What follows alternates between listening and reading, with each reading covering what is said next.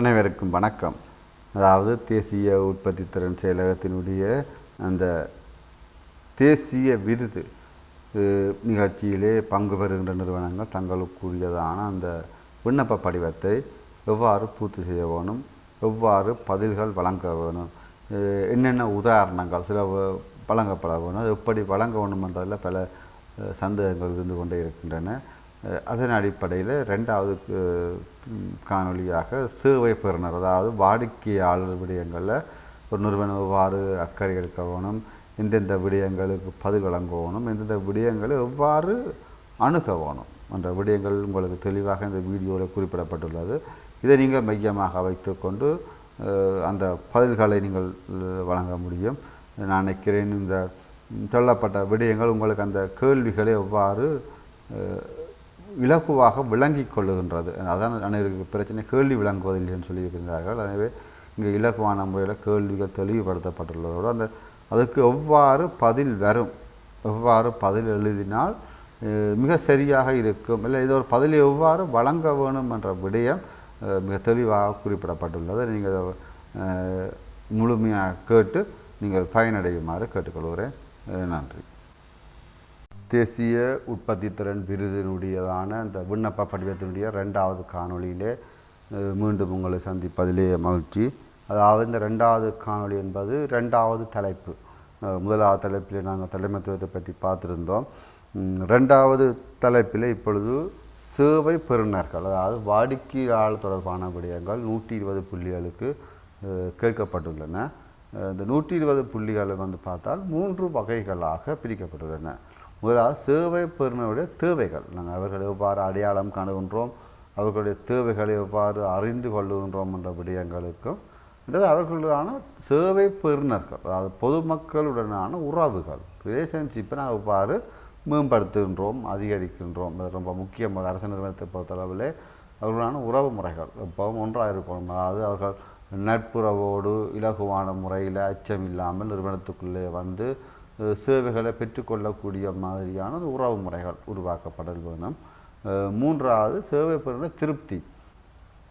அவர்கள் திருப்தியாக செல்லுகிறார்கள் என்று நாம் சொல்ல முடியாது, அதை நாங்கள் எவ்வாறு மதிப்பீடு செய்கின்றோம், அந்த திருப்தியை அதிகரிப்பதற்காக என்னென்ன செயற்பாடுகளை மேற்கொள்ளுகின்றோம் என்ற விடயங்கள்லாம் இங்கே முக்கியமாக கருத்தில் கொள்ளப்பட இருக்கின்றன. இதில் நான் முதலாவது கேட்கப்பட்டன சேவை பெறுநர்கள் பார்த்தா சேவை பெறுநருடைய தேவைகள், நீட்ஸ்ன்னு சொல்கிறது. உதாரணம் முதலாவது கேட்கப்பட்டுள்ளது சேவை பெறுநர்களை அடையாளம் காணுதல். இப்போ அடையாளம் காண அர்த்தம் என்னென்று கேட்டால், எங்களுக்கு குறிப்பிட்ட சேவை தொடர்பாக மாதாந்தமோ இல்லை வாராந்தமோ ஒவ்வொரு கிளைகளுக்கும் அல்லது ஒவ்வொரு பிரிவுகளுக்கும் அல்லது ஒரே நிறுவனமாக இருந்தாலும் வேறு வேறு சேவைகளுக்கு எவ்வளவு வாடிக்கையாளர்கள் வருகிறார்கள் என்று பொதுவாக மாதாந்த அடிப்படையில் போட்டால் போதுமானது. இப்போ 2000 முக்கியமாக 25ஆம் ஆண்டு ஒரு பிரதேச செயலகமாக இருக்கலாம், பதிவுகளில் புதுப்பித்தல், இல்லை கட்டடங்கள் அனுமதி கோரல், வரி செலுத்துதல், அதே மாதிரி பிறப்பு அத்தாட்சி பத்திரம் பெற்றுக்கொள்வது என்ற விடயத்தை சொல்லலாம். அதே மாதிரி ஒரு வைத்தியசாலையாக எடுத்துக்கொண்டால் அது இந்த விபத்து பிரிவுகளுக்கு ஒரு மாதம் வர கேஸ் எத்தனை, அது மாதிரி கிளினிக் மாதாந்த அடிப்படையில் வளமையான கிளினிக் எவ்வளோ வருகிறார்கள், புதிதாக விபத்து இல்லாமல் ஓபிடிக்கு வெளிநோயாளர் பிரிவுகளுக்கு எவ்வளோ பேர் வருகிறார்கள், அல்லது போனால் அந்த வேறு வேறு பொதுவாக ஆலோசனைகள் பெறுவதற்காக மாதாந்தம் எவ்வளோ பேர் வருகிறார்கள், அதோட வேறு வைத்தியசாலையில் சிகிச்சையை பெற்றதன் பின்னர் எமது வைத்தியசாலைக்கு எத்தனை பேர் மாற்றப்படுகிறார்கள், அதே இதில் இப்போ குழந்தை பேரு எவ்வளவு, அதே மாதிரி பார்த்தால் வேறு வேறு நோய்கள் பொதுவான இப்போ வைரஸ், ஃபீவர், காய்ச்சல்கள், இவ்வாறு சமூகம் சார்ந்த பொதுவான நோய்கள், அது மாதிரி எதிர்பாராத நோய்கள், இப்போ பாம்பு கடி இறக்கு அல்லது போனால் இப்போ காட்டு விலங்குகள் தாக்கமுறை, இவ்வாறாக ஒவ்வொரு நிறுவனம் தங்களுடைய சேவைகளை பல்வேறு வகைகளாக பிரித்து இந்த ஒவ்வொன்றுக்கும் எவ்வளவு கஸ்டமர்ஸை நாங்கள் எதிர்கொண்டிருக்கிறோம் என்ற விடயத்தை ஒரு அட்டவணை மூலமாகத்தான் அதை வழங்க வேணும். 15 ஒரு மாதிரி அட்டவணை ஒன்று வழங்கப்பட்டுள்ளது. இதே அடிப்படையாக அது இதில் 4 வகையான சேவை தான் வழங்கியிருக்க. ஒரு உதாரணத்துக்காக அது 10-15 சேவைகள் இருக்கலாம்.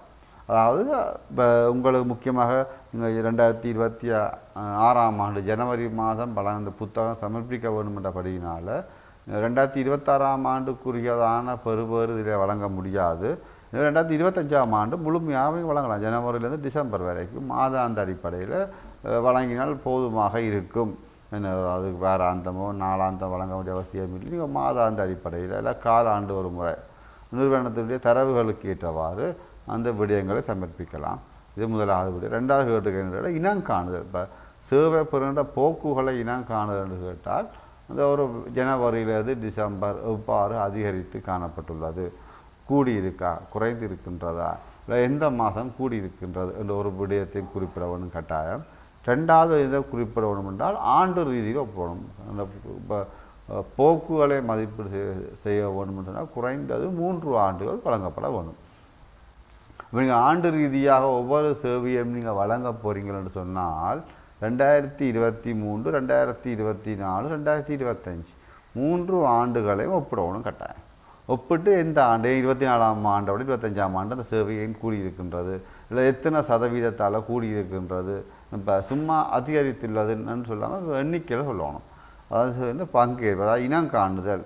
அதாவது பார்த்திங்கன்னா இப்போ அவற்றின் அதிகரிப்பு எத்தனை பெர்சன்டேஜ் கூடியிருக்கின்றது, இதோட எத்தனை பெர்சன்டேஜால் குறிப்பிட்ட சேவை குறைந்துள்ளது என்றபடி, அதாவது நான் பொதுவான அவரேஜ் எடுத்துக்கொண்டு அந்த அவரேஜை விட எந்தெந்த மாதம் கூடியிருக்கின்றது, ஒரு 3-4 வருஷத்துக்குரிய அவரேஜான வாடிக்கையாளர் எண்ணிக்கை எடுத்துக்கொண்டோம் என்றால் எந்த வருடம் அவரேஜை விட கூடியிருக்கின்றது. இல்லை மாதாந்தம் சராசரி திடீர் விபத்துக்குரியானது சராசரி 40 என்று சொன்னால் எந்தெந்த மாதம் 40 விட கூடியிருக்குது, எந்தெந்த மாதம் 40 விட குறைஞ்சிருக்குன்னு, அதாவது எவ்வளவுன்றது ஏதோ ஒரு வரைவு மூலமாகவோ பகுப்பாய்வு மூலமாகவோ அந்த போக்குகளை நாங்கள் மதிப்பீடு செய்து அதுக்குரிய விளக்கத்தை கட்டாயம் வழங்கியிருக்க வேணும். இப்போ பார்த்திங்கன்னா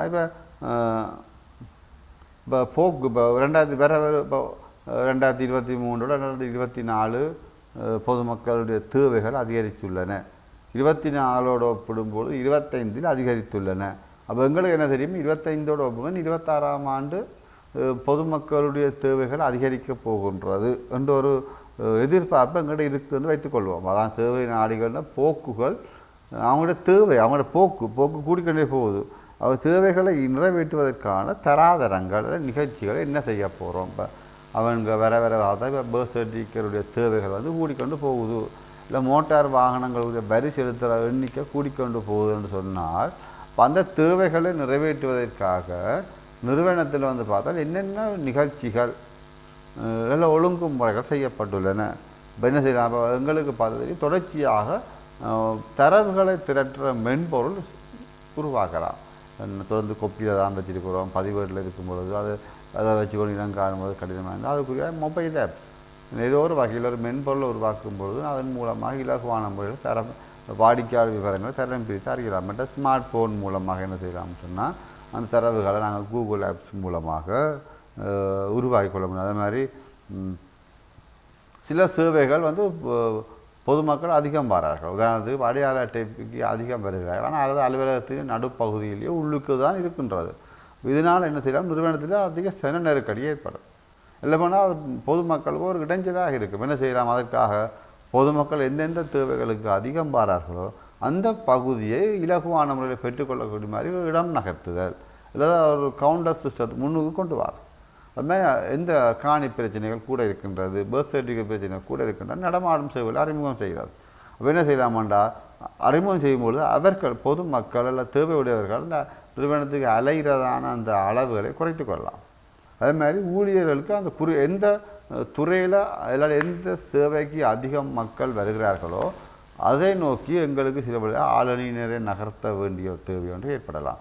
இதற்காக ஏனைய கிளைகளை இருந்து மக்களை கொண்டு வர வேணுமாக இருந்தால் அந்த ஊழியர்களுக்கு விசேட பயிற்சின்னு கொடுக்கும்.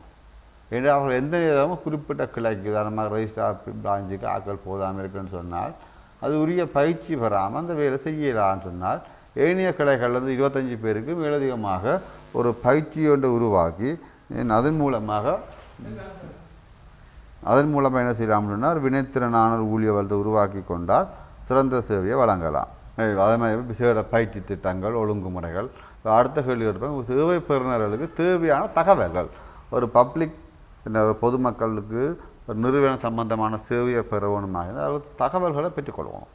உதவிகளை பெற்றுக்கொள்வதற்கு என்னென்ன முறைமை நிறுவனத்தில் இருக்குது. பார்த்தீங்கன்னா நிறுவனத்தின் வெப்சைட் அப்டேட் பண்ணி காணப்பட வேணும். நிறுவனத்தின் வெப்சைட்டில் வந்து பார்த்தா சகல நிறுவனம் சார்ந்த சகல விடயங்களை இப்போ யாரோட தொடர்பு கொள்ள வேணும், என்னென்ன படிவங்கள் கொண்டு வர வேண்டும், எத்தனை மணிக்கு வர வேணும், எல்லாம் குறிப்பிட்ட வாரத்தில் குறிப்பிட்ட நாள் தான் சேவை என்று அதுக்குரிய விவரங்கள் வந்து என்ற போன்ற முக்கியமான விடயங்கள் எல்லாமே சிட்டிசன் சார்ட்டர்னு சொல்லிக்கொள்ளலாம். முக்கியமான விடயங்களை வந்து பார்த்தா இணையதளத்தில் பதிவிட்டிருக்கணும், இல்லை அலுவலகத்தினுடைய முன்பக்கத்திலே காட்சிப்படுத்தப்பட்டிருக்கணும், அல்லது இந்த அதிக அளவு பொதுமக்கள் ஒன்று கூடுற இடங்கள், அதாவது பஸ் நிலையம், சந்தை, கடை தொகுதிகள் போன்ற விடயங்களில் அந்த தகவல்களை வழங்குவதற்கான அறிவித்தல் பலகைகள் வைக்கப்பட்டிருக்கலாம். அதுமாதிரி கிராம மட்ட குழுக்கள், கிராம மட்ட குழுக்களுக்கு தகவல்களை வழங்கி கிராம மட்ட குழுக்கள் மூலமாக இந்த விடயங்களை பெற்றுக்கொள்ளக்கூடிய மாதிரி அணுகக்கூடிய மாதிரியான வசதிகளை கிராம மட்டத்தில் ஏற்படுத்துகிறது. அதேமாதிரி சமூக ஊடகங்கள், ஃபேஸ்புக், அது மாதிரி பார்த்திங்கன்னா இன்ஸ்டாகிராம் போன்ற விடயங்களில் நாளண்டைக்கு நடமாடும் சேவை வழங்குகின்றோம் என்ற விடயத்தை பகிரலாம். எல்லாம் போனால் அவர்களுக்கான ஒரு லிங்கை உருவாக்கி கொடுக்கலாம். பார்த்துட்டு இப்போ அநேகமானவர் ஃபேஸ்புக் பார்க்குறார்கள். அப்போ நிறைய நிறுவனங்கள் செய்தாங்கன்னு சொன்னால் தங்களுடைய சேவைகள், புதிய சேவைகள் என்னென்ன கொடுக்க போகிறோம், 4 வாரக்கிழமை என்னென்ன நேரத்தில் நிறுவனங்கள் திறந்திருக்கும், என்னென்ன நிறுவனங்கள் எப்பொழுது பூட்டப்படும், என்ன யார் ஒரு புதிய அதிகாரி வந்திருக்கிறார், புதுசாக நியமனம் பெற்றிருக்கிறார், புதிய சேவைகளை வழங்கலாம், ஜனாதிபதி நிதியத்தால் என்னென்ன சேவைகள் எமது பிரதேச செயலகத்திலோ நிறுவனத்தில் பெற்றுக்கொள்ளலாம் போன்ற விடயங்களை வழங்கலாம். அது மாதிரி பார்த்திங்கன்னு சொன்னால் விசேட வரவேற்பு கரும விடங்கள், இப்போ அவங்களுக்குன்னு சொல்லி இப்போ கவுண்டரில் என்ன இப்போ முதியோர்கள், சிறுவர்கள், அது மாதிரி விசேட தேவை உடையவர்களுக்கான விசேட கர்ம விடங்களை நிறுவனத்தில் உருவாக்குறதெல்லாம் வந்து பார்த்தால் அந்த உதவிகள் என்ன தகவல்களை மட்டுமல்ல உதவிகளையும் பெற்றுக்கொள்ளக்கூடிய மாதிரியான சந்தர்ப்பங்களை உருவாக்கலாம். அதே மாதிரி இன்னொரு கேள்வி இப்போ நான் சொல்லப்பட்டதெல்லாம் அதுக்கு உதாரணமான விடைகள்லாம் நீங்கள் அதில் எவ்வாறு அதை நீங்கள் வச்சிருக்கிறீர்கள் விடயத்தை சொல்லலாம். அதை நீங்கள் அதுக்கேற்ற விடயங்களை உருவாக்கணும். சேவை பெறுநர்கள தேவைகளை நிறைவேற்றுதல் தொடர்பாக அவர்கள் பல தேவைகள் இருக்கும். சேவை பெறுநர்களுக்கு இப்போ குடிநீர் வசதியாக இருக்கலாம், மல செலவூட வசதியாக இருக்கலாம், இருக்கைகளாக இருக்கலாம், தகவல்களை பெற்றுக்கொள்வதாக இருக்கலாம், இன்னொரு வந்து ஒரு தேநீர் குடிச்சிட்டு போகிற அளவுக்கு தாக சாந்தி, இன்னொரு சாப்பாடு சாப்பிட்ற தேவைகள், இன்னும் எல்லாம் ஒரு அதிகாரியை சந்திக்கிற தேவைகள், ஒரு விண்ணப்ப படிவம் ஒன்றை பெற்றுக்கொள்கிற தேவைகள், இவ்வாறான தேவை நிறைவேற்றுவதாக மூலோபாய திட்டமிடல். ஒவ்வொரு நிறுவனம் தன்னுடைய அனுவல் பிளான் இல்லை ஆக்ஷன் பிளான் தெரியும். அதுகளில் இந்த இவ்வாறான விடயங்களுக்கு சேவை பெறுகிற தேவைகளை மையமாக வைத்து கொண்டு திட்டமிடப்படுகின்றதா என்று கேள்வி. இப்போ என்னென்ன விடயங்கள் திட்டமிடலாம் என்று பார்த்தா, உதாரணத்துக்கு சில இப்பொழுது பார்த்து தெரியும், இப்போ எல்லா உத்தியோகத்தரும் எங்கே போய் சேவை பெறலாம்னு சொன்னால், இப்போ தென் பகுதியிலேருந்து சிங்கள மொழி மூலமானவர்கள் வரும் பொழுது, இல்லை வெளிநாட்டர் வரும்போது ஆங்கிலத்தில் கதைப்பார்களாக இருந்தால் அந்த மொழி அறிவு தொடர்பான பயிற்சிகளை ஒவ்வொரு வருஷமும் விசேடமாக வழங்க வேணும்னு சொல்லி அனுவல் பிளானில் கொண்டு வரலாம்.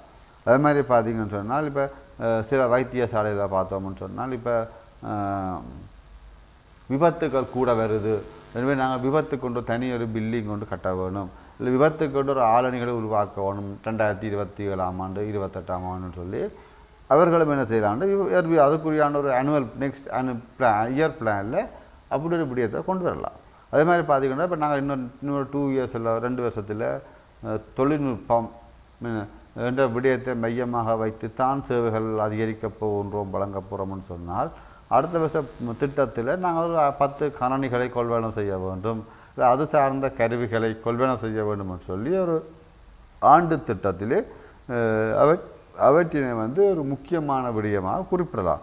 அதே மாதிரி பார்த்தோம்னு சொன்னால், இப்போ சில சேவைகள் அதிக அளவு மக்கள் வருகிறார்கள், ஆனால் அந்த இடம் போதாதுன்னு சொன்னால் அடுத்த ஆண்டு ஒரு புதிய கட்டடம் கட்ட வேண்டிய தேவை ஒன்று வந்தால் இன்னென்ன கட்டடங்கள்லாம் அமைக்கப்பட வேணும், இன்னென்ன கட்டடங்களுக்குரிய உதவி திட்டங்கள் கோரப்பட வேண்டுமான்னு சொல்லி, உதாரணமாக வரி செலுத்துதல், மோட்டார் வாகன பதிவேடுகளை மேற்கொள்ளுதல், கம்பெனி பதிவேடுகளை மேற்கொள்ளுதல், அது மாதிரி பர்த் சர்டிஃபிகேட் பிறப்பு சான்றிதழை பெற்றுக்கொள்ளுதல் போன்ற தேவைகளுக்கு அதிகம் மக்கள் வருகிறார்கள் என்றால் என்ன சொல்லணும், இருக்கிற இடம் போதாது. இப்போ நெக்ஸ்ட் இயர் பிளானில் என்ன சொல்லணும், நிதி கிடைக்குமாக இருந்தால் இதற்கென்று சிறு கட்டடம் அமைக்கப்பட வேணும்.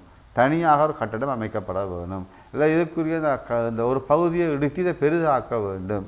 இவ்வாறாக என்ன செய்யலாம்னா இவ்வாறு என்னென்ன விடயங்கள் நாங்கள் செஞ்சுருக்கிறோம்னா இதே இதில் உங்களுக்கு நீல கலரில் உதாரணமான விடைகள் வழங்கப்பட்டுள்ளன. அதுகளை மையப்படுத்தி இப்போ வார மலசல கூட கட்டப்பட வேணும் என்று குறிப்பிடப்பட்டுள்ளன.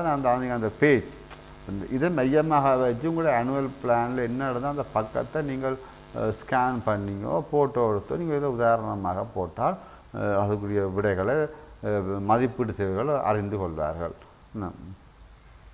அது மாதிரி பார்த்தா சேவை பெறுநர்களுடனான உறவு முறைகள் ரிலேஷன்ஷிப் அதுக்கு நேரடியாக 50 புள்ளி இருக்குது. அதில் முதலாவது என்ன விடயம் என்று சொன்னால்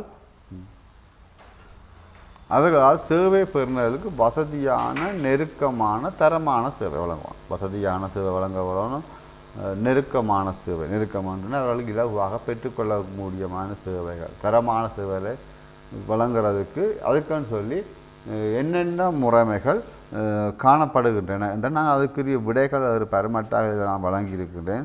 இந்த விடயங்களை கருத்தில் கொள்வது சிறப்பாக இருக்கும். இப்போ இதற்குரிய விடைகளாக பார்த்து இப்போ சிறப்பு தேவை உள்ளவர்களுக்கான வசதிகளை வழங்கியுள்ளோம் என்று போட்டாலே சரி, நீங்கள் அதுக்குரிய ஃபோட்டோக்களை அதில் நீங்கள் ஏற்கனவே வழங்கலாம். அதே மாதிரி சுத்தமான குடிநீர் வசதிகளை வழங்கியுள்ளோம். முன் அலுவலகம் ஃப்ரண்ட் ஆஃபீஸ் சில அலுவலகங்கள் நிறுவனத்துக்கு பின்னுக்கு இருக்கும் உள்ளுக்கு இருக்கும். அதை பொதுமக்கள் இலகுவாக அந்த கிளைகளுக்கூடாக சென்று உள்ளே சென்று அந்த அதிகாரிகளை சந்திப்பது கடினமாக இருக்கலாம். அதுக்கு அவ்வாறான நிறுவனங்களுக்கு ஃப்ரண்ட் ஆஃபீஸ் முன் அலுவலகம் ஒன்று அமைத்து அதன் மூலமாக இலகுவாக முன்னுக்கு வந்து அது உடனடியாக வந்ததும் அந்த சேவைகளை பெற்றுக்கொள்ளக்கூடிய மாதிரியான ஒரு முறைமை உருவாக்கலாம். அதுமாதிரி மொபைல் சர்வீஸ் நடமாடும் கிளைகள் ஒவ்வொரு மாதமும் இல்லை வேறாண்டு அடிப்படையிலோ காலாண்டு அடிப்படையிலையோ அந்த கிராம மக்களுக்கு அறிவித்து அவர் என்ன சேவைகளை அதிகம் எதிர்பார்க்கிறார்களோ இல்லை என்ன பிரச்சனை விவசாயம் கால்நடைகள் அது மாதிரி வாழ்வாதாரங்கள் ஆவணங்களை புதுப்பித்தல் இந்த போன்ற விடயங்களுக்கு நடமாடும் சேவைகளை உருவாக்கி அதில் இலகுவாக தங்கள் தகவல்களை பரிமாறக்கூடிய மாதிரியான முறைமைகள். அது மாதிரி நாட்காலி வசதிகள் கழிப்பறைகள் இப்போ சில இடங்களுக்கு போனால் பொதுமக்கள் அதிக எண்ணிக்கையில் வருவார்கள், ஆனால் ஒரு கழிப்பறை தான் இருக்கும், அது போதாது.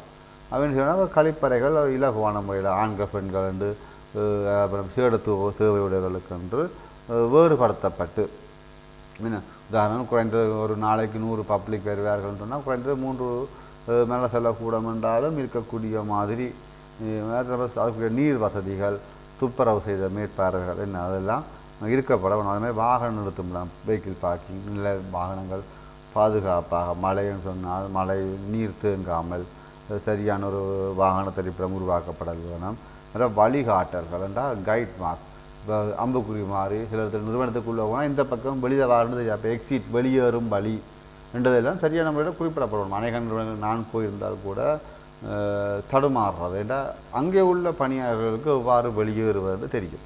ஆனாலும் புதுசாக ஒரு வாடிக்கையாளர் பொதுமக்கள் நிறுவனத்துக்குள்ளே போனால் உடனடியாக வெளியேறுவதையாக மாறி மாறி இன்னொரு கிளைகளுக்குள்ளே போய் கொண்டிருப்பார்கள், கஷ்டப்படுவார்கள். அவர்கள் சில அது அவர்களோட எரிச்சலை உருவாக்கும் கோபத்தை உருவாக்கும். அதே வெளியேறும் வழின்னு சொல்லி அது குறியீடுகள் மூலமாக காட்டுதல் அதிகாரிகளை சந்திப்பதற்குன்னா அது சம்பந்தமான வழிகாட்டல்கள் அதாவது காத்திருக்கும் இடம் என்ன இதில் தான் இருக்க வேணும் இன்னத்துலாம் ஃபோம் நிரப்ப வேணும்டா புதிதாக வருபவர்களுக்கு அறிவுறுத்தல்கள் வழங்கவில்லை என்று சொன்னால் அது ஒரு கஷ்டமாக இருக்கும். மேலே செலவுக்கூடம் எங்கே இருக்குங்கிற சில பேர் கேட்டு போகிறதுக்கு சங்கடப்படுவாங்க. அப்போ நாங்கள் அதை இலகுவாக காட்டக்கூடிய மாதிரி அதே மாதிரி கேன்டீன் எங்கே இருக்குன்றது சாப்பிட இப்போ அது அவர்களுக்கு சில பேருக்கு எப்படி கேட்குறேன்னு தெரியாமல் இருக்கும், மொழி பிரச்சனைகளாக இருக்குது. அப்போ இதெல்லாம் பார்த்தால் சரியான ஒரு வழிகாட்டல்கள். அதே மாதிரி பார்த்திங்கன்னா இப்போ செய்து பார்த்தா தெரியும் இடம் அழகாக இருக்கும். நல்ல ஒரு மழை பெய்ந்தால் அலுவலகத்துக்குள்ளே தான் பொதுமக்கள் அவ்வளோ பேர் நிற்க வரும். இப்போ அது அவர்களுக்கும் சங்கடமாக இருக்கும், பணியாற்றுவர்களுக்கும் சங்கடமாக. அது வெளியில் ஒரு பட்டக்கொட்டில் பொதுவான ஒரு ஓய்வறைகள் மழை பெய்யுதுன்னு சொன்னால் அந்த இதில் பாதுகாப்பாக நிற்கக்கூடிய மாதிரியான ஒரு இடங்கள் இதுகளெல்லாம் பார்த்து இவ்வாறாக பல செயற்பாடுகள் அதாவது வசதியான சேவைகளை உருவாக்குவதற்கான முறைமைகளை ஒரு நிறுவனத்திலே உருவாக்க முடியும். இதுக்குரிய ஆதாரங்கள் ஃபோட்டோக்களாக வழங்கலாம். அடுத்தவர்களுக்கு வழங்கப்படும் சேவைகள் தொடர்பில் சேவை பெறுநர்களின் கருத்துக்கள் முன்மொழிவுகள் முறைப்பாடுகள். இப்போ சேவை பெறுநர்கள் என்ன செய்வாங்க, எங்களிடம் சேவைகளை பற்றி போனாலும் அவர்களுடைய கருத்துக்களை எவ்வாறு வழங்குகிறார்கள், அதாவது முன்மொழிவுகள் இப்படி செய்யலாம் இதை மாற்றலாம் முன்மொழிவுகள் முறைப்பாடுகள், அது சேவையில் சில குறைகள் இன்னும் சில பிரச்சனைகள் இருந்தால் அந்த குறைபாடுகளை பெற்றுக்கொள்வதற்காக என்ன முறைமை நிறுவனத்தில் காணப்படுது, அதை எவ்வாறு மேம்படுத்தப்படுது, சொல்லப்பட்ட முறைப்பாடுகளாக இருக்கலாம், இல்லை குறிப்பிட்ட முறைமைகளை எவ்வாறு மேம்படுத்துகிறது. உதாரணத்துக்கு பொதுமக்கள் கருத்துப்பட்டி பயன்படுத்தப்படுகிறது. கருத்துப்பட்டி என்று சொன்னாலும் சில பார்த்தா முன்னுக்கு வாசலில் வந்து கருத்துப்பட்டியை வச்சு விடுவாங்க, யாரும் போட மாட்டார்கள். சிலதில் பார்த்தா கருத்துப்பட்டியை ஒரு வச்சு போட்டு நேராக கேமராவை பூட்டி விட்டுருவாங்க. அதாவது சுதந்திரமாக சுயாதீனமாக கருத்துக்களை தெரிவு செய்யக்கூடிய மாதிரி அந்த கருத்துப்பட்டி வந்து ஒரு பாதுகாப்பான இடத்துலையும் மற்றது இந்த பொதுமக்களுக்கு இலகுவான முறையில் அதை பதிலளிக்கக்கூடிய இடத்துல பொருத்தப்பட்டிருக்க வேணும். மற்றது அவர்களுக்கு இந்த செயலிகள் மூலமாக போய் குறுந்தகவல் வாட்ஸ்அப் மூலமாகவோ எல்லாம் போனால் இப்போ சில விசேட இலக்கங்களை அறிமுகம் செய்து அதன் மூலமாக தகவல்களை முறைப்பாடுகளை 1919 இருக்கிற மாதிரி 119 இருக்கிற மாதிரி இப்போ 1929 இவ்வாறு பல்வேறுபட்டதான விசேட இலக்கங்கள் உருவாக்கப்பட்டுள்ளது. அது மாதிரி சில இடங்களில் சாதாரண வாட்ஸ்அப் 24 ஹவர்ஸ் வாட்ஸ்அப் செயலி என்ன ஒரு பொதுமக்கள் பிரச்சனைகள் இருந்தால் போட்டோக்கள் மூலமாகவோ செய்திகள் மூலமாகவோ வாய்ஸ் கட் மூலமாகவோ தங்களுடைய பிரச்சனைகள் அது சொன்னால் இப்போ குழந்தை பிள்ளைகளுக்கே தெரியும் சொல்லிவிட்டால் இந்த தான் வாட்ஸ்அப் நம்பர், அது பிரச்சனைனா டாக்டருக்கு சொல்ல வேணும், இதான் பிரச்சனைன்னு சொன்னால் டீச்சருக்கு சொல்ல வேணும், இதான் பிரச்சனைன்னு சொன்னால் பிரதேசியாளர் அறிவிக்கணும்ன்ற ஒரு கமெண்ட் நம்பர் அறிமுகப்படுத்தி விட்டால் பொதுமக்கள் திருட்டு சம்பவமாக இருக்கலாம், எங்கேயாவது முரண்பாடுகள், குப்பை கொட்டுகிறார்கள், வீதியில் சண்டை பிடிக்கிறார்கள், என்ன இவ்வாறான விடயங்களே தகவல்கள் என்ன இல்லை போனால் ஒரு கிளை நிறுவனங்கள் சேவையை வழங்கவில்லை, ஒரு நிறுவனம் தனக்கு அது சம்பந்தமான நிறுவனத்தில் கிளை நிறுவனத்துக்கு போகும்பொழுது 2 மணி இருக்கும், ஆனால் கிளை நிறுவனம் பூட்டி இருக்குது, அவர்கள் எங்களை யாரும் கவனிக்கவில்லை என்று அக்கறை இல்லாமல் தெரியலாம். அப்போ இவ்வாறான நிறுவனத்தில் பொதுமக்கள் பாதிக்கப்படும் பொழுது என்ன செய்ய வேணும்னா அவர்கள் அதை தலைமை நிறுவனத்துக்கு அறிவிக்க வேணும். உதாரணத்துக்கு ஒரு பிரதேச சபை இருக்குன்னு சொன்னால் பிரதேச சபைக்கு சில வழியில் சப் ஆஃபீஸ் இருக்கும். இப்போ சப் ஆஃபீஸே அந்த சேவை வழங்கவில்லை அல்லது ஆக்கள் இல்லைன்னு சொல்லும்போது அதை அவர்கள் எவ்வாறு பிரதேச சபை செயலாளருக்கு இல்லை போனால் அதிகாரிக்கு எவ்வாறு தெரியப்படுத்துறது, இதுக்குத்தான் என்னென்னு பார்ப்போம். அதுக்கு ஒரு வாட்ஸ்அப் குழு, ஒரு பொதுவான வாட்ஸ்அப் நம்பரை எல்லா இடங்களையும் காட்சிப்படுத்துறது. அதே மாதிரி பார்த்தோம்னா இப்போ கியூஆர் கோட் எல்லா இடங்களையும் வாசல்லையும் கியூஆர் கோட் முக்கியமான இடங்களோட போட்டு என்ன செய்யலாம், அந்த கியூஆர் கோடை ரீட் பண்ணும் பொழுது ஒரு கூகுள் ஃபார்ம் ஒன்று உருவாகும். கூகுள் ஃபார்ம் என்ன செய்யலாம்னு அதன் மூலமாக தங்களுடைய கருத்துக்கள் முறைப்பாடுகளை பதிவு செய்யலாம். சேவை வழங்கப்படுகிற திருப்தியாக இல்லையா, என்ன பிரச்சனை எதிர்கொண்ட விடயங்களை பகிரலாம். அதே மாதிரி பார்த்தீங்கன்னா நேரடியாக பொதுமக்கள் சந்திப்பு, இன்றைக்கு இன்ன கிராமத்துக்கு வருகிறோம்னு சொன்னால் உங்களுடைய கருத்துக்களை சொல்லுங்கொண்டா பொதுமக்களால் சில முன்மொழிவுகளை வைக்கலாம். இவ்வாறான செயற்பாடுகளை என்ன உதாரணமாக குறிப்பிடலாம். இன்னொன்று இருக்குது, இப்போ மற்றது நாங்கள் முன்மொழிவுகளை வாங்கிட்டு அதை அப்படியே வைத்திருக்கிறோமா, அதுக்கு நாங்கள் நிறுவனம் அதுக்குரியதான மாற்று நடவடிக்கைகளை மேற்கொள்ளுகின்றதான நடத்த கேள்வி. அதாவது சேவை பெறுநரிட கருத்துக்கள் முன்மொழிவுகள் முறைப்பாடுகள் தொடர்பில் செயற்படுவதற்கான முதல்ல எப்படி பெற்றுக்கொள்கிறோம் என்று கேட்கப்பட்டது. இப்பொழுது கேட்கப்பட்டதுன்னா பெற்றுக்கொண்ட விடயங்களை வைத்து கொண்டு அதை மேம்படுத்துவதற்காக அல்லது போனால் தீர்த்து வைப்பதற்காக அதாவது குறைபாட்டை இல்லாமல் செய்வதற்கான பொறிமுறை என்ன இருக்கின்றது. முதலாவது என்ன, இது ஒரு குறைகள் அதிகாரி இருக்கணும். குறைகள் அதிகாரிகளால் கட்டாயம் நியமிக்கப்பட்டதால் என்ன செய்வார், அவ்வளவு முறைப்பாடுகளையும் பதிவேடுகளை மேற்கொள்வோம். ரெண்டாவது என்ன செய்யணும்னு கேட்டால் அந்த பதிவேடுகளை வைத்து கொண்டு கூட்டத்தில் கதைக்கணும். இப்படி ஒரு பொதுமக்கள் வந்திருக்கிறார், வரும் பொழுது மெலசெல்ல கூட்டத்தில் தண்ணீர் இருக்கவில்லைன்னு சொல்லியிருக்கிறார், அல்லது போனால் மெலசெல்ல கூடம் துப்புரவில்லாமல் காணப்படும் சொல்லியிருக்கிறார், எனவே அவர் அதை சரியாக செய்யும்போது சொல்லியிருக்கின்றார், இதுக்கு என்ன செய்யலாம்னு என்ன செய்யணும்னா மீட்டிங்கில் கதைக்க போகணும். அடுத்து என்ன செய்யணும்னு கேட்டால் அந்த முறைப்பாடு தந்தவருக்கு பதில் கடிதம் போடுவோம். அது என்ன கொப்பி இருக்கணும் என்று உதாரணம் ஒரு பேரை சொல்லி உங்களுடைய முறைப்பாடு தொடர்பாக நாங்கள் பெற்றுக்கொண்டோம், உங்களுடைய விடயங்கள் கூட்டத்திலே கலந்துரையாடப்பட்டுள்ளன, வெகு விரைவில் அதற்கான தீர்வுகள் மேற்கொள்ளப்படும் என்பதை தங்களுக்கு தயவுடன் தெரிவித்துக் கொள்கிறோம் என்ற கடிதம் கொண்டு ஒரு முறைப்பாடு செஞ்சவருக்கு போனால் அப்பொழுது அந்த முறைப்பாடு செய்தவருக்கு நிறுவனத்தில் நன்மதிப்போடு உருவாகும். ரெண்டாவது தன்னுடைய விடயம் அங்கே கருத்தில் கொள்ளப்பட்டுள்ளது, நான் சொன்ன விடயத்தை அவர்கள் ஏற்றுக்கொண்டிருக்கிறார்கள் என்று நிறுவனத்தின் மீது அவருக்கு ஒரு நன்மதிப்பு ஏற்படும். அப்பொழுதுதான் அவர் செய்வார், நிறுவனத்துக்கு அவரும் தன்னுடைய பங்களிப்பை செய்ய முற்படுவார். அதே நேரத்தில் இன்னும் சில முன்மொழிவுகள் நிறுவனத்தில் உதவிகள் தேவைப்பட்டால் கூட அதை வழங்க முற்படுவார். காரணமே தன்னுடைய கருத்தை நிறுவனம் ஏற்றுக்கொண்டிருக்குது என்றதான அவருடைய ஒரு மனப்பாங்கு என்று உருவாக்கப்படும். எனவே அவருக்கு பதில் கடிதம் வழங்கப்பட வேணும் கிட்ட. அடுத்தது அவர்களுக்கான நேரடி தொலைபேசி இலக்கங்களை உருவாக்கி நேரடியாக கலந்துரையாடலாம். வந்த தொலைபேசி மூலமாக கலந்துரையாடி அந்த பிரச்சனை தீர்க்கலாம். மற்ற கேட்டால் ஒவ்வொரு மாதமும் என்னென்ன முறைப்பாடுகள் வரப்பட்டுள்ள விடயத்தை நேரடியாக திணைக்கள தலைவருக்கு தெரிவிக்கவும். தெரிவித்தால்தான் அவர் என்ன செய்யலாம், அதை வைத்துக்கொண்டு தீர்மானங்களை மேற்கொள்ளலாம். அதே மாதிரி பார்த்தோம்னா இது சில விடயங்களுக்கு தர வளையங்கள் உருவாக்கலாம். இப்போ பொதுமக்கள் வந்து மெலசில கூட பிரச்சனை இருக்குது, துப்புரவு இல்லாமல் இருக்குது, எவ்வாறு மெயின்டைன் பண்ணுறது, அதுக்கு ஒரு குவாலிட்டி சர்க்கிள் போடலாம். அதாவது வாடிக்கையாளர் நலன் கருதி தாராளமாக தர வளையங்கள் உருவாக்கும். தர வளையம் உருவாக்குறது கூட ஒரு சிறந்த பொறிமுறை தான். அதே மாதிரி பார்த்தால் இப்போ அதுக்கு இப்போ 5S சிஸ்டத்தை உருவாக்குறது அது ஒரு பொறிமுறை. 5S சிஸ்டம் உருவாக்கினால் நிறுவனம் துப்புரவாக இருக்கும், வசதியாக இருக்கும், விடயங்கள் தெளிவாக வழங்கப்படும். இதன் மூலம் அவங்களுடைய இந்த கருத்துக்கள் முறைப்பாடுகள் குறையும். அதாவது இவ்வாறான விடயங்களை நாங்கள் என்ன செய்யலாம், நிறுவனத்திலே அறிமுகம் செய்து கொள்ள முடியும். அடுத்தது முறைப்பாடுகளுக்கு ஏற்ப நீங்கள் என்னென்ன செஞ்சிருக்கிறீங்கள்.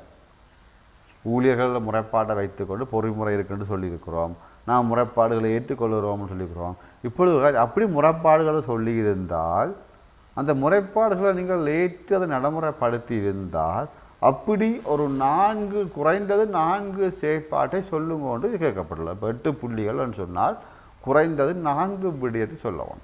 இதில் உதாரணத்துக்கு இப்போ அது எப்படியான விடயங்களாக இருக்கலாம், அதான் இப்போ இருக்கிற பிரச்சனை. இப்போ எதை எழுதுவது, நான் என்ன செய்திருக்கிறோம்னு பார்த்தா உதாரணத்துக்கு பார்த்தீங்கன்னா ஊழியர்கள் அதுக்குரிய ஒரு ஆதாரத்தை காட்டில் அவர்கள் வந்து பார்த்தா ஓய்வறை இல்லை, நாங்கள் வெயில் நின்ற நாங்கள் குழந்தை பிள்ளைகளோட வந்து கஷ்டப்படுறாங்க சொல்லியிருக்கிறார்கள். அதுக்குரிய முறைப்பாட்டு கடிதம் உங்கள்கிட்ட இருக்குது. அதை வைத்து இப்போ நீங்கள் என்ன சொல்லுகிறீர்கள், நான் அதை வைத்துக்கொண்டு ஊழியருக்கு ஒரு ஓய்வு கொட்டகை, ஒரு ஓலைகளாலேயோ இல்லை அப்படின்னா தகரத்தாலேயோ ஒரு ஓய்வு கொட்டகை நாம் அமைத்து இருக்கைகளை போட்டுக்கிறோம். இப்போ நீங்கள் அந்த ஊழியர் வந்தால் பொதுமக்கள் வந்தால் அந்த கொட்டைக்குள்ளே இருக்கலாம். அதே மாதிரி இன்னொரு ஊழியர் சொல்லியிருக்கலாம், பொதுமக்கள் சொல்லியிருக்கலாம், எங்களுடைய மோட்டார் சைக்கிள் வந்து வெயிலில் நின்றது கஷ்டமாக இருக்குது, அது வந்து வெயிலில் காஞ்சி போகுது. இப்போ நீங்கள் அதுக்காக அவருடைய பொதுமக்களுடைய கருத்துக்கு அமைவாக ஒரு நிதியை ஒதுக்கீடு செய்து ஒரு வாகன தரிப்பிடம் அமைத்துள்ளீர்கள். அது ஆக கம்ஃபர்டபுளான 100% வசதியாக இல்லாட்டிலும் வெயிலில் அந்த வாகனம் பழுதடையாமல் இருப்பதற்கான ஒரு சாதாரணமான ஒரு வசதி இருந்தாலும் ஓகே. அது மாதிரி ஒரு ஆள் சொல்லியிருக்கேன், நான் ஆங்கிலத்திலே கதைச்சினான் இல்லை சிங்களத்தில் கதைச்சினான், ஊழியர்கள் சரியாக பதிலளிக்கவில்லை, சேவையை பெற்றுக்கொள்ளவில்லை, ஒரு ஆள் வந்து முறைப்பாட்டை தாரார். இப்போ என்ன செய்கிறார், மும்மொழி கர்மவிடம் அதை வைத்துக்கொண்டு மும்மொழி கர்மவிடம் அமைத்துள்ளோம். அதே மாதிரி பார்த்தால் 24 hours சில தபார்கந்தோர்கள் பிரதான வீதிகளுக்கு தபார்கந்தோர்களில் என்ன செய்யலாம், சில இடங்கள் அமைத்திருக்கிறார்கள். வாகன சாரதிகள் வந்து பார்த்தால் கூட இரவு நேரத்தில் நீண்ட தூர பஸ் ஓடுவார்கள். இப்போ அவர்களுக்கான தண்ட பணத்தை செலுத்துவதற்காக நாங்கள் இரவு 10 மணி வரைக்கும் இல்லை 12 மணி வரைக்கும் நம்மளது கர்மபுடத்தை திறந்துள்ளோம். இப்போ என்ன, இப்பொழுது அவர்கள் தண்ட பணத்தை அதில் செலுத்தி கொள்ளலாம். அதே மாதிரி பார்த்திங்கன்னா சேவை வந்து சொல்லியிருக்கிறாங்க, நாங்கள் வெப்சைட்டில் போனாங்கள் டீட்டெயில்ஸ் வந்து பார்த்தால் எங்களோட தமிழ் மொழியில் இல்லை, இல்லை சிங்கள மொழியில் இல்லை, கஷ்டமாக இருந்ததுன்னு சொன்னால் அதே அடிப்படையாக நாங்கள் என்ன செய்யலாம், எங்களுடைய இணையதளத்தில் மும்மொழியிலையும் எங்களுடைய சேவை பெற்ற விவரங்களை நாங்கள் என்ன செய்திருக்கிறோம், அறிமுகம் செய்து இருக்கிறோம். அதே மாதிரி பொது இலத்திரனியல் ஊடகம் ஃபேஸ்புக் கொண்டு இன்ட்ரடியூஸ் பண்ணலாம். நாங்கள் என்ன செய்கிறோம், எங்களுடைய நிகழ்வுகளை பொதுமக்கள் அறிந்து கொள்கிறாங்க. இதுகளில் வந்து பார்த்தா இப்போ இதெல்லாம் எவ்வாறு இருக்க வேணும்னு சொன்னால் அநேகமான விடயங்கள் முறைப்பாடுகளை மையமாக வைத்து உருவாக்கப்பட்ட விடயம். இப்போ நாங்களாக்கும் சில விஷயம் உருவாக்குவோம், சில விடயங்கள் பொதுமக்களுடைய முறைப்பாடுகளை மையமாக வைத்தும் உருவாக்குவோம். இங்கே கேட்ட கேள்வி நாங்களாக செய்த விடயத்தை கேட்கவில்லை, பொதுமக்களுடைய முறைப்பாடுகளை மையமாக வைத்து இவ்வாறு என்ன செய்தீர்கள், குறைந்த ஒரு 4 விடயத்தை நீங்கள் போட்டோ ஆதாரத்தோட முறைப்பாட்டு கடிதத்துடைய போட்டோ செய்யப்பட்ட விடயம் இதில் நீங்கள் குறிப்பிட்டால் போதுமான. அடுத்தது வசதியான மொழியில் எவ்வாறு சேவைகளை வழங்குகிறீர்கள் என்று கேள்வி கேட்கப்படுது. அதாவது வசதியான மொழின்னு சொன்னால் பிரதானமாக இலங்கையை பொறுத்தவரை மும்மொழிகள் ஓகே, பிரதானமானது தமிழ் மொழி, ஆங்கில மொழி, சிங்கள மொழி. எங்களை பொறுத்தவரை தமிழ் மொழியிலே எந்த பிரச்சனையும் இல்லை, எல்லாருக்கும் தாய்மொழி தான். ஏனைய மொழிகள் சிங்கள மொழி மற்றது ஆங்கில மொழி. அதுக்கு என்ன மும்மொழி கர்மபீடம்னு கட்டாயம் காணப்படும். மும்மொழியிலே கர்மபீடம் என்று சொன்னால் சில வேளை சிறு வழங்க இல்லாட்டியும் இன்னொரு தடவை அதுக்குரிய டிரான்ஸ்லேஷன் அதாவது பரிமாற்றம் செய்யக்கூடிய வசதி இருக்கும். இப்போ அதுக்குரிய மொபைல் ஆப்ஸ் கூட வந்திருக்கிறது. அது மாதிரி எங்களோட 1-2 உத்தியோகத்தராக இருக்கிறார்கள். அவர்களை கர்மபீடத்தில் நிறுத்த முடியாது என்று சொன்னால் அவர்களுடைய பேர் விவரங்களை நாங்கள் என்ன செய்யலாம், ஒரு கணக்காக அதை டைப் செய்து பிரிண்ட் எடுத்து ஒட்டி வைக்கலாம் முன்னுக்கு. உதாரணமாக சிங்களம் தெரிஞ்ச உத்தியோகத்தர் மட்டும் ஒரு ஆள் தான் இருக்கிறார். மொத்தமாக 10 பேராக ஒரு நிறுவனத்தில் பணியாற்றுகிறார்கள். அது ஒரு ஆளுக்கு மட்டும்தான் சிங்களம் தெரியும்னு சொன்னால் அவர் எல்லா வேலைக்கும் அவர் பார்க்கிறார். எல்லா கஸ்டமரையும் இப்போ என்ன செய்யலாம்னு சொன்னால் எங்களுடைய அலுவலகத்தையே முன்பக்கத்திலே இல்லை கூட ஏதோ ஒரு வாசல்லே உங்களுக்கு சிங்கள மொழி கதைக்க இவரோட தொடர்பு கொள்ள அவருடைய பேர் விவரத்தை முன்னு கொட்டி விட்டால் சிங்கள மொழி தேவையான அந்த அவரோட கதைப்பார். அதே மாதிரி பார்த்திங்கன்னா இப்போ பொதுமக்கள் பாட்டியம் சிட்டிசன் சார்ட் 3 மொழியிலையும் வழங்கியிருக்க வேணும். எல்லாம் முக்கியமாக குறியீடுகளை பயன்படுத்துகிறோம். எல்லாம் நம்பர் இலக்கங்கள் அதுகளை இந்த எழுத வழிக்கிட்டால் தான் மும்மொழி பிரச்சனை இருக்கும். அதில் போனால் இணையதளங்களில் கூட வெப்சைட்டில் கட்டாயம் தனி ஒரு மொழியில் இல்லாமல் மும்மொழியிலையும் காணப்படுறோம். அது மாதிரி ஃபேஸ்புக்கில் ஒரு செய்தியை போடும் பொழுது கூட தனியே நீங்கள் ஆங்கிலத்தில் மட்டும் போடாமல் தமிழ் சிங்களம் ஆங்கிலம் இந்த எல்லாருமே சில பேர் அதை டிரான்ஸ்லேஷன் செய்து பார்க்குற வசதி இருந்தாலும் எல்லாருக்கும் தெரியாது. எனவே நீங்கள் அதை மும்மொழியிலையும் செய்திகளை கூட நீங்கள் வழங்குவது மிக சிறப்பாக இருக்கும். அடுத்தது சேவை பெறுநர் உறவை மேம்படுத்துவதற்கு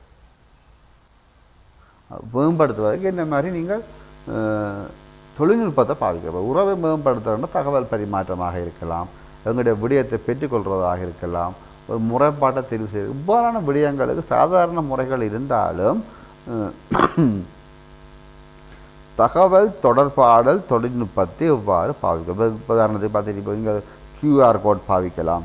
இன்னும் உதாரணம் உங்களுடைய பிரதேச செயலகம், மாவட்ட செயலகம், பிரதேச சபை, இன்னும் வைத்தியசாலை, இல்லை போனால் மோட்டார் போக்குவரத்து திணைக்களம், கமநல சேவைகள் திணைக்களம். நீங்கள் என்ன செய்யலாம்னு விவசாயிகள் இருக்கிறத கமநல சேவை நிலையம் என்ன செய்யலாம், ஒரு QR கோட் ஒட்டி விடுறாரு.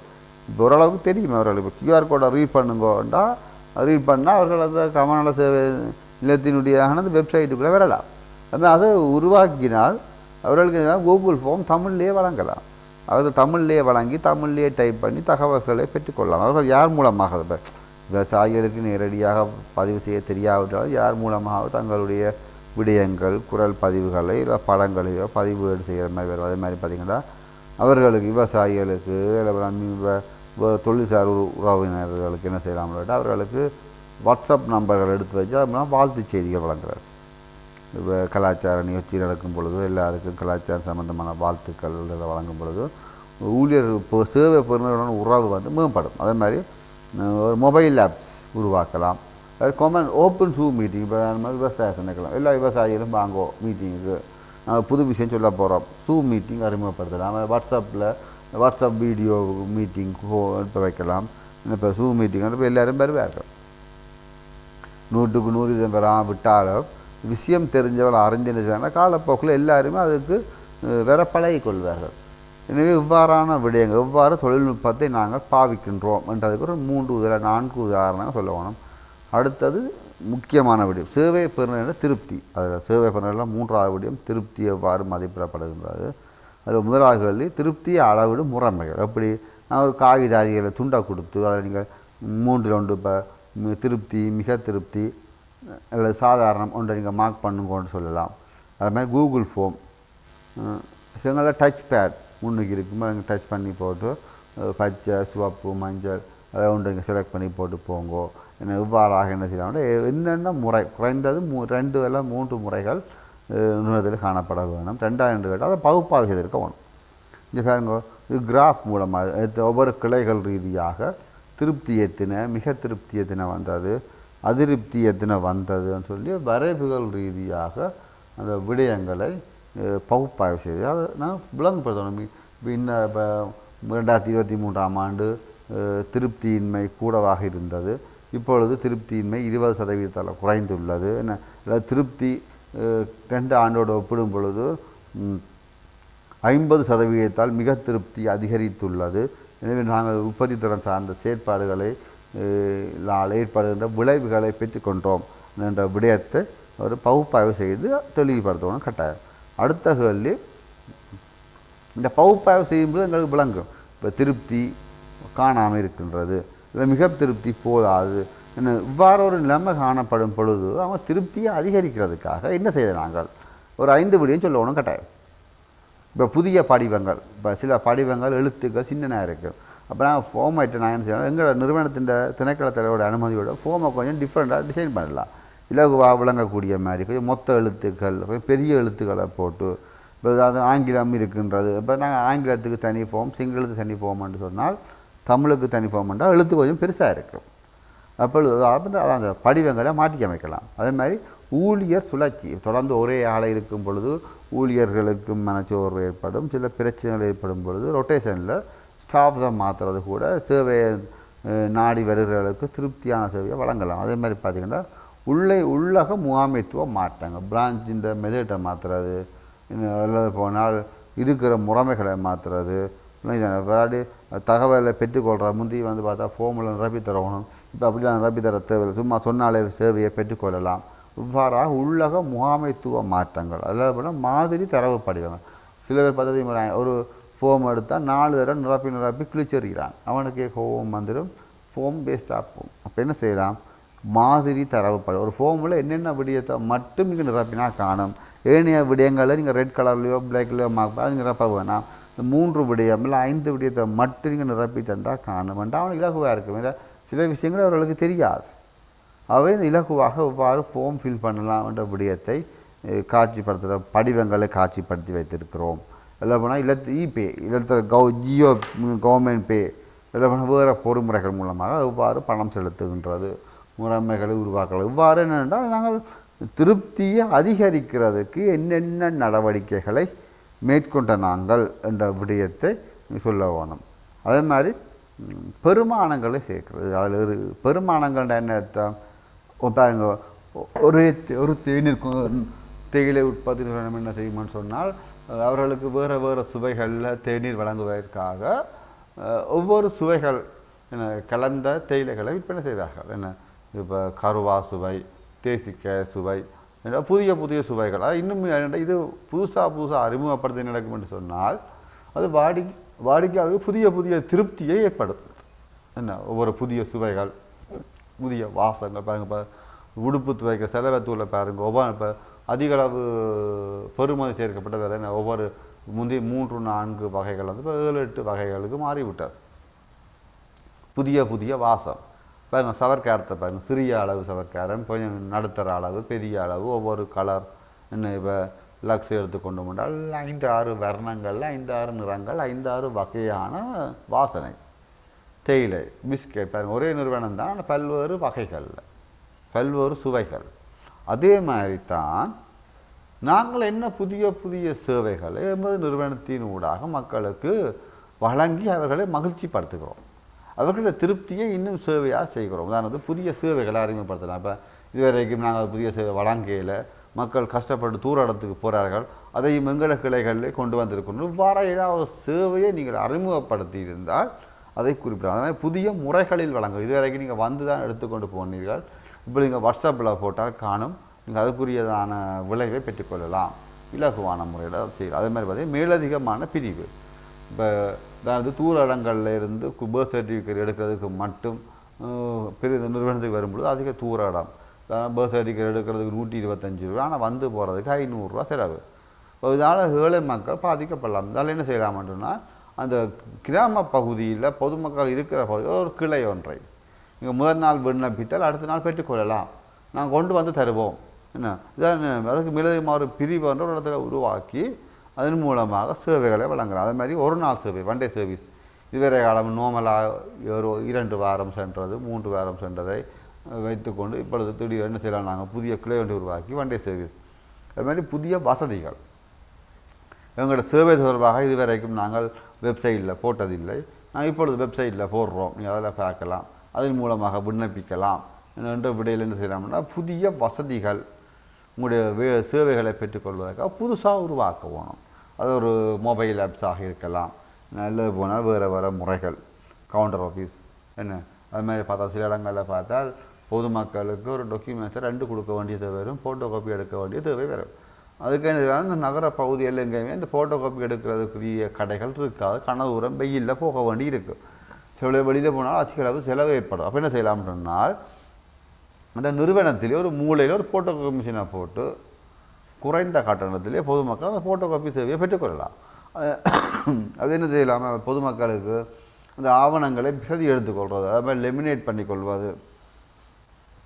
இதுக்கெல்லாம் உதாரணத்துக்கு ஒரு அலுவலகத்தில் வந்து மோட்டார் வாகனத்துக்குரியான அந்த டேக்ஸை கட்டி அதுக்குரிய படிவத்தை பெற்றுக்கொள்ளும் பொழுது அந்த மழை பெய்து கொண்டு கொண்டு வைத்துக்கொள்வோம். சில பொக்கெட்டுகளை வைத்துக்கொண்டு போது நினையலாம். இப்போ என்ன செய்யலாம், அந்த நிறுவனத்துக்குள்ளேயே ஒரு புதிய சேவை உருவாக்கலாம், லெமினேட் பண்ணலாம். என்ன சார் மழை பிரச்சனை வராது. இப்போ என்ன செய்வார், உடனடியாக அந்த டேக்ஸை எடுத்த உடனே அதில் ஒரு சிறிய பணத்தொகையை கட்டி உடனடியாக அவர்களை லெமினேட் பண்ணிட்டாருன்னு சொன்னால் வீடு கொண்டு வரைக்குமோ தொடர்ந்து ஒரு வருஷத்துக்கு என்ன செய்வார், அவர் அந்த டேக்ஸ் வந்து கிளியாமலோ அல்லது போனால் கசங்காமலோ நீர் நனையாமலோ இலகுவாக பாதுகாப்பார். என்றால் அவர் டேக்ஸை எடுத்துக்கொண்டு வீட்டை போயிட்டாருன்னு சொன்னால் அப்புறம் மினாக்காட்டு லெமினேட் பண்ண அங்கே போக மாட்டார், வேலை பிசியிலே இருந்துருவார். இவ்வாறான புதிய வசதிகள் என்ன அதை மாதிரி அந்த அங்கேயே பார்த்தாலும் ஒரு இப்போ வெயில் காலம்னு சொன்னால் குளிர்பானங்கள் பெற்றுக்கொள்ளக்கூடிய மாதிரி, பலரசங்கள் பெற்றுக்கொள்ளக்கூடிய மாதிரி, இல்லை உள்ளூர் உற்பத்திகளை பெற்றுக்கொள்ளக்கூடிய மாதிரி, மழை காலம் சொன்னால் ரெயின் கோட்டுகளை பெற்றுக்கொள்ளக்கூடிய மாதிரி, இவ்வாறாக புதிய சேவைகளை நிறுவனத்தை உருவாக்குறது கூட பொதுமக்களுக்கான அந்த பெருமானங்களை அதிகரிக்கிற முறைமையாக காணப்படும். எனவே நான் நினைக்கிறேன் இந்த காணொளி மூலமாக நீங்கள் சேவை பெறுநர்களுக்கு எவ்வாறு பதிலளிக்க வேணும், எந்தெந்த விடைகளை எவ்வாறு வழங்கலாம் என்று நீங்கள் அறிந்து கொண்டிருப்பீர்கள். எனவே நீங்கள் தொடர்ந்து அடுத்த 3வது காணொளியில் நீங்கள் அடுத்த விடயங்கள், அதாவது தொடர்ந்து இப்போ சேவை பெறுநர்கள் முடிந்ததும் நீங்கள் திட்டமிடல போனால் மூலோபாய அபிவிருத்தி எவ்வாறு மேற்கொள்ளப்பட வேணும், அனுவல் பிளான், ஆக்ஷன் பிளான் எவ்வாறு உருவாக்கப்பட வேண்டும் அறிந்து கொள்ள முடியும். எனவே நீங்கள் இந்த விடயங்களை சொல்லப்படுற விடயங்களை ஒரு நிறுவனத்தில் சகல உத்தியோகத்தர்களும் அதை நீங்கள் அவதானிக்கும் பொழுதுதான் உற்பத்தி திறன் போட்டிக்கு நிறுவனம் சார்பாக முழுமையாக நீங்கள் உங்களை தயார்படுத்தி கொள்ள முடியும். எனவே நீங்கள் தொடர்ந்து மீளம் அதை கேட்கும் பொழுது தான் அதுக்கு பதில் வழங்கும் முறைகள் உங்களுக்கு இலகுவாக இருக்கும் என்று கேட்டுக்கொண்டு மீண்டும் அடுத்ததான பகுதி 3இல் சந்திப்போம்.